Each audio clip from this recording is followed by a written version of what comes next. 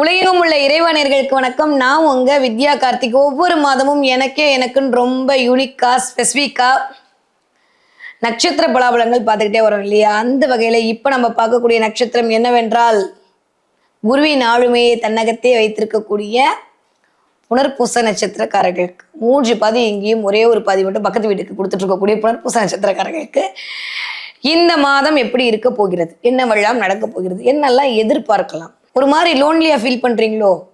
குரு கொஞ்சம் வக்கரமா இருந்தாலே ஒரு மாதிரி லோன்லியா இருக்கிற மாதிரியான தன்மை, தலைக்கு மேல குரு வந்தாலே ஒரு மாதிரி அதுல கொஞ்சம் வக்கரமா இருக்கும்போது கொஞ்சம் லோன்லியா இருக்கிற மாதிரியான சில விஷயங்கள் உண்டு பண்ணும்.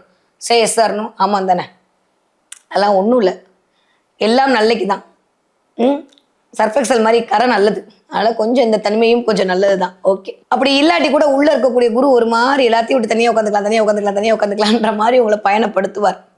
நிறைய பிளஸ்ஸிங், 1-2 இல்லை. இது வரைக்கும் உச்ச வீட்டில் உட்காந்து இருந்த குரு அப்படியே டிரான்சிட் ஆகி மிதுன வீட்டில் அமரக்கூடிய இந்த தன்மை என்பது, நான் எப்பயுமே சொல்ல மாதிரி இந்த இடத்துல இருக்கிறதுன்றது வக்கரமானா நான் முன்னாடி வச்சு பார்ப்பேன். அப்போ இந்த குரு வலயம்னு சொல்லுவாங்க இந்த ஜாதகத்தில்.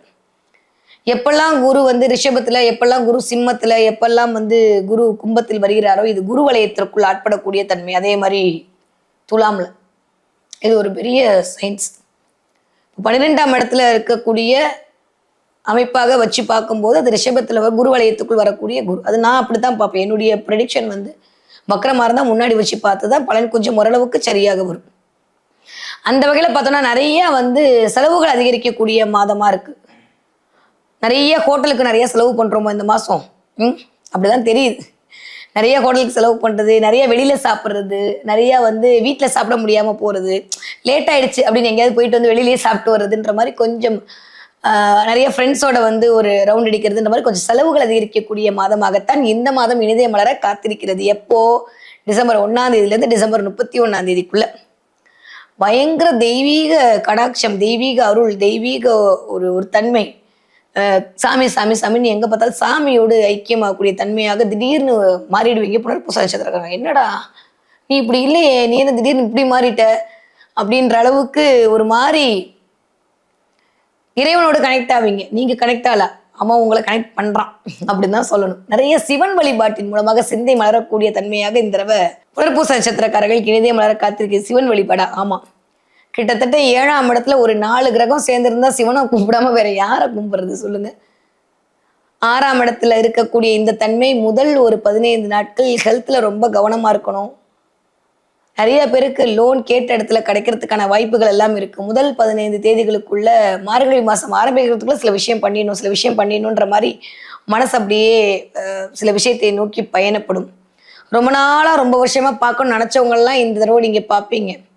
அதன் மூலமாக ஒரு அனுகூலம், அதன் மூலமாக ஒரு சந்தோஷம், அதன் மூலமாக ஒரு மகிழ்வெல்லாம் இந்த தடவை புனர்பூச நட்சத்திரக்காரர்களுக்கு இதே காத்திருக்கிறது. இது வரைக்கும் இல்லாம வாயை திறந்து பேசுவீங்க. உங்களை பிளேம் பண்ணிட்டு இருந்தவங்களுக்குலாம் நிப்பாட்டு, நீ தான் தப்பு அப்படின்றத ஸ்ட்ரெயிட்டா காட்டுறதுக்கு நிறைய டாக்குமெண்ட் டேட்டாவோட காட்டுவீங்க. எதிராளி வாயடிச்சு போயிடும். 7ஆம் இடத்துல இத்தனை கிரகங்கள் இருக்கும்போது சும்மா சாதாரணமான விஷயம் இல்லை. புனர்பூச நட்சத்திரக்காரர்களுக்கு சூப்பரா இருக்க போகுது. ஏன்னா எப்பயுமே ராசிநாதனும் சரி நட்சத்திரநாதனும் சரி ஒன்றாக இருத்தல், அதோட இணைவோட இருக்கலும் போது ராசிநாதனுக்கு நட்சத்திரநாதனுடைய பார்வை, நட்சத்திரநாதனுக்கு ராசிநாதனுடைய பார்வை. வாவ், செம்ம. 15ஆம் தேதிக்கு அப்புறம் சின்ராசை கையில பிடிக்க முடியாது, அந்த அளவுக்கு ஹாப்பியா இருக்க போறீங்க. டிசம்பர் 15க்கு மேல நிறைய மிதுன ராசிக்காரர்களுக்கு ஏற்றமும் மாற்றமும் தரக்கூடிய மாதமாக தான் மலரப்போகிறது. இந்த ஒரு மாசம் ஃபுல்லாமே கோவில், ஆன்மீகம், திருப்பணி, ஏன்னா குருவெல்லாம் அதைத்தான் இண்டிகேட் பண்ணுவாரா. சில பேருக்கு கமிஷன் ஏஜென்ட்ஸ் மூலமா சில விஷயங்கள் நடக்கிறது, எங்கேயாவது கமிஷன் கிடைக்குமான்ற மாதிரி யோசிக்கிறது. ஆனா ஒண்ணு சொல்றேன், எப்பயுமே மிதுனம்னா நீங்க தப்பா எடுத்தாலும் சரி, ரைட்டா எடுத்தாலும் சரி, கிவ் அண்ட் டேக் பாலிசி தான். நீங்க என்ன கொடுப்பா நான் என்ன கொடுப்பேன்ற மாதிரி தான் உங்களுடைய தாட் ப்ராசஸே ஓடும். இந்த தடவை கொஞ்சம் உங்களுடைய உழைப்பு அடுத்தவர்களுக்காக இருக்க போகுது. எய்த்தாப்புல 4 பிளான்ட் நம்ம கிட்ட ஒண்ணு தான் இருக்கு. அங்க 4 சோல்ஜர் வச்சிருக்காங்க, நம்ம ஒரு சோல்ஜர் தான் வச்சிருக்கோம். ஆனா குரு மாதிரி யானை வச்சிருக்கோம், எல்லாத்தையும் அடிச்சு தள்ளிட்டு போயிடும். இருந்தாலுமே கொஞ்சம் நம்ம எதிர்பார்த்த மாதிரி அடுத்தவர்கள் நடந்து கொள்ள மாட்டார்கள்ன்றதை புரிஞ்சுக்கோங்க. அதன் மூலமாக சில வருத்தங்கள் உங்களை எட்டி பார்க்கலாம். நீங்க நார்மலா தான் இருப்பீங்க, அவங்க உங்ககிட்ட பேசுறதுக்கு ஒரு மாதிரி தயங்கி இது பண்ணி அது பண்ணி அப்படியே போவாங்க. நான் உனக்கு இதெல்லாம் பண்ணேனே, நீ எனக்கு பண்ண மாட்டியா, இந்த நேரத்துல நீ ஹெல்ப் பண்ண மாட்டேங்கிறேன்ற வார்த்தை இந்த ஒரு மாசத்துக்குள்ள கண்டிப்பா புனர்பூச நட்சத்திரக்காரங்க வாயிலிருந்து வந்துடும். குரு வர வைப்பாரு, சரியா? அதனால இந்த தடவை கொஞ்சம் எக்ஸ்பெக்டேஷன் இல்லாம இருந்துக்கிறது புனர்பூச நட்சத்திரக்காரர்களுக்கு எனக்கு தெரிந்து சிறப்பான வாழ்க்கையை, செழுமையான வாழ்க்கையை கொண்டு வந்து கொடுக்கும். ஓகே, நீங்க படிக்கிற புனர்பூச நட்சத்திரக்கார குழந்தைகளா இருந்தா சூப்பரா படிப்பீங்க. நிறைய பிள்ளைகளோடு இருக்கக்கூடிய அமைப்பு இருக்கும். பிள்ளைகளுக்கு படிப்பு சொல்றது, பிள்ளைங்களோடு இருக்கிறதுக்கான அமைப்பு அப்படிலாம் வந்து நிறைய இருக்கும். குரு வந்து தலைக்கு மேல் வக்கரமா இருக்கும்போது உள்ளமே ஒரு மாதிரி என்னன்னா, ஒன்னா இந்த எஸ்ட்ரீம் போயிடும், இல்லை அந்த எஸ்ட்ரீம் போயிடும். ஒன்னா சாமி கடவுள்னு போகும், இல்லை சாமியாவது பூதமாகுதுன்னு போகும். எது பண்ணாலும் தப்பு இல்லைன்னு போகும், ஐயோ ஏதாவது தப்பாயிடுமோன்னு போகும். இது ரெண்டுமே நடக்கும். அதுக்கு குரு உங்களுடைய நேட்டரல் ஹாரோஸ்கோப்ல எந்த இடத்துல இருக்காருன்றதை பொறுத்து அமையும். ஓகே, ஸோ நிறைய வந்து 7ஆம் இடத்துல இருக்கிறனால 4 பிளானட் நிறைய உங்களுடைய ஸ்பௌஸை பற்றியான கவலைகள், ஸ்பௌஸை பற்றியான தாக்கங்கள், எண்ணங்கள், அவங்க ஸ்பௌஸை பற்றியான சில விஷயங்கள், பழையசெல்லாம் அப்படியே அசை போட்டு பார்க்கறது. 2 பேரும் ஒரே வீட்டில் தான் இருப்போம், ஆனாலுமே பழைய ஃபோட்டோலாம் எடுத்து பார்க்கறது, கல்யாண ஃபோட்டோலாம் எடுத்து பார்க்கறது, மொபைலில் இருக்கிற ஃபோட்டோலாம் எடுத்து பார்க்கறது, இந்த மாதிரி கொஞ்சம் புகைப்படங்களோடு கொஞ்சம் பூரிக்க போறீங்க இந்த தடவை. நிறைய மிதுன ராசிக்காரர்களுக்கு, அது எக்ஸ்பெஷலி புனர்பூச நட்சத்திரக்காரர்களுக்கு, கடகமாக இருந்தாலும் சரி, இங்கே மிதுனமாக இருந்தாலும் சரி, இந்த தடவை கொஞ்சம் நினைவுகளோடு நடமாடக்கூடிய தன்மையாகத்தான் வந்து இந்த டிசம்பர் மாதம் மலர காத்திருக்கிறது. ரொம்ப நல்லா இருக்க போகுது. உங்களுடைய அமைப்பால உங்களுடைய கணவனுக்கோ மனைவிக்கோ ஒரு நல்ல காலம் ஆரம்பித்து விட்டது. நிறைய பார்ட்னர்ஷிப் பற்றின தாட் ப்ராசஸ் எழும். பார்ட்னர்ஷிப்போடு சில விஷயங்கள் பண்ணலாமா, ஏதாவது ஒரு பிஸ்னஸ் பண்ணுவோமா, நமக்குன்னு ஏதாவது ஒன்று ஆரம்பிப்போமா, ஒரு தொழில் தொடங்குவோமா, 4 பேர் மதிக்கிற மாதிரி நம்ம என்ன பண்ணணுன்ற மாதிரியான அப்படியே ஒரு ஒரு உந்து சக்தி வந்து நிற்கும். அதற்கு சில விடயங்கள் வந்து பண்ண வேண்டி வரலாம்.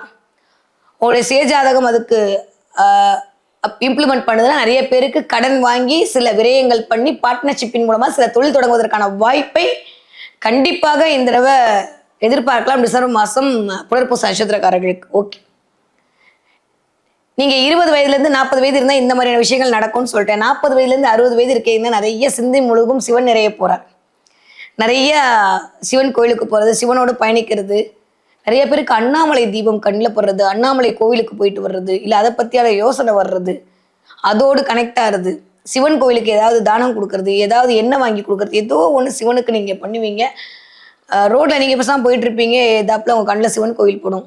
இது வரைக்கும் அப்படி தான் போயிருப்பீங்க, பார்த்துருக்க மாட்டீங்க. பழைய புராதான கோயிலாக தேடி போய் பார்க்கறதுன்ற மாதிரி இந்த தடவை ரொம்ப நல்ல கோவில் வழிபாட்டோட உங்களுடைய அமைப்பு இருக்குன்றது கொஞ்சம் மன தூய்மையை அது இண்டிகேட் பண்ணிட்டு இருக்கு. ரொம்ப நல்லா இருக்கு. கொஞ்சம் ஆரோக்கியத்தில் கவனம் தேவை. கண்டிப்பாக வீட்டில் இருக்கவங்களுக்கு சளி தொந்தரவுல அவஸ்தப்படுவாங்க, நீங்களும் அவஸ்தப்படுவீங்க. கொஞ்சம் த்ரோட்டு பார்த்துக்கணும்.